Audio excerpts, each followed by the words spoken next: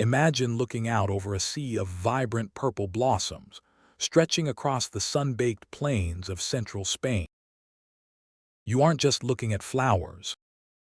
You're looking at red gold, a culinary treasure that commands upwards of $5,000 to $10,000 per kilogram, far outstripping the value of silver, ounce for ounce. To anyone watching from the outside, owning a saffron field sounds like the ultimate agricultural jackpot. Plant the bulbs, watch the fields bloom into purple cash every autumn, and harvest the most expensive spice on earth. But step onto the red clay soil at 5 a.m. during harvest season, and that golden illusion shatters instantly. To produce just 1 single kilogram of dried saffron, you need to handpick over 150,000 individual flowers. And you don't have months to do it. You have a brutal, frantic 2-week window before the morning sun wilts the petals, oxidizes the delicate threads, and wipes out your entire annual income before lunchtime. This isn't an agricultural business. It's a high-stakes, hyper-seasonal race against time, biology, and the unautomatable limits of human labor. To understand how capital flows through a Spanish saffron field, you have to look past the postcard imagery and analyze the distinct operational models that define today's market. First, we have the heritage artisan. Operating on small plots under 2 hectares, they execute every step manually. They produce minuscule volumes but command maximum retail margins, selling packaged grams to Michelin-starred restaurants for $10 to $15 per gram. Second, the commercial estate. Spanning 5 to 20 hectares, they use partial mechanization for soil preparation, but still rely on large contracted labor crews during harvest. They monetize through high-volume wholesale contracts. Third, the integrated value-add processor. To shield themselves from raw commodity fluctuation, they convert lower-yield threads into saffron-infused olive oils, high-end skincare serums, and dietary supplements, capturing the manufacturing markup. Finally, the agritourism farm. These farms turn the harvest season itself into an asset, monetizing farm tours and tasting menus. The physical saffron is secondary. The primary product is the luxury cultural experience. If you evaluate an empty plot of land in rural Spain, the initial barrier to entry looks deceptively modest. But the moment you transition to active cultivation, the true capital requirements emerge. First, the bulbs. Saffron does not grow from seed. It propagates through underground corms. Securing certified, high-grade corms can cost anywhere from $15,000 to $30,000 per hectare before a single flower ever breaks ground. Then, there's the specialized curing infrastructure. Freshly picked threads consist of roughly 80% water. You need temperature-controlled drying rooms and precision kilns. If you overheat the threads by even a few degrees, you instantly burn your high-value harvest into worthless ash. This setup costs another $10,000 to $25,000. Next is the seasonal labor reserve. You must secure dozens of skilled handpickers, ready to work at dawn on short notice.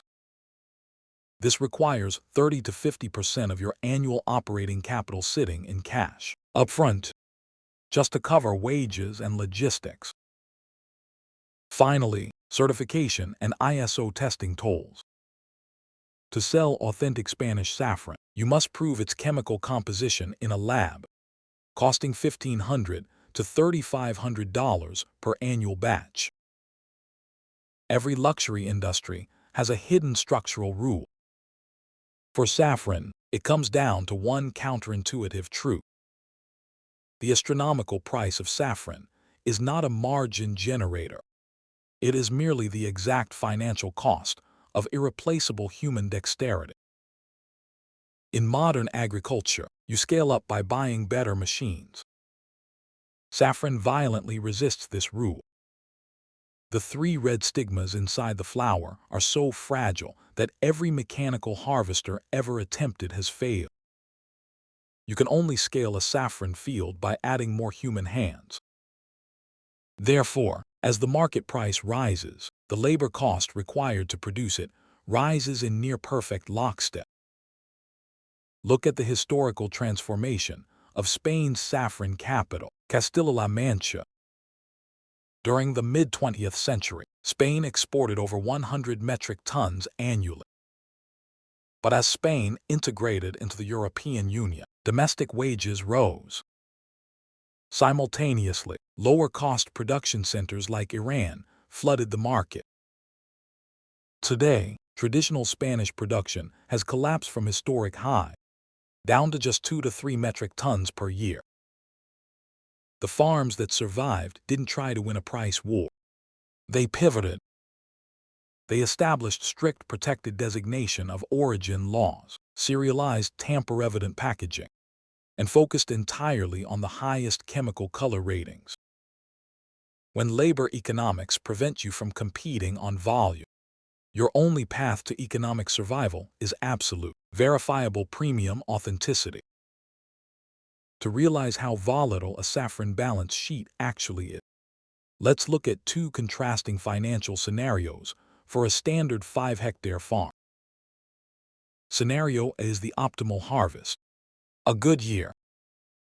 Mild autumn rains awaken the bulbs, and October brings steady night temperatures. The picking crew works efficiently, and the kilns operate perfectly. You yield about 60 kilograms of premium saffron, selling at $5,000 per kilo. Gross revenues reach $300,000. After deducting $140,000 in labor and overhead, the estate nets a highly lucrative surplus. But then, there is scenario B. The weather ruin. An unseasonal heat wave keeps the bulbs dormant, followed by a sudden temperature drop that causes a chaotic flower storm. The entire field blooms all at once. The crew is overwhelmed. Millions of flowers sit under the scorching midday sun, degrading their value, followed by torrential downpours that rot the unpicked blooms. The usable yield collapses to under 15 kilograms of low-grade spice. Gross revenue fails to clear $40,000.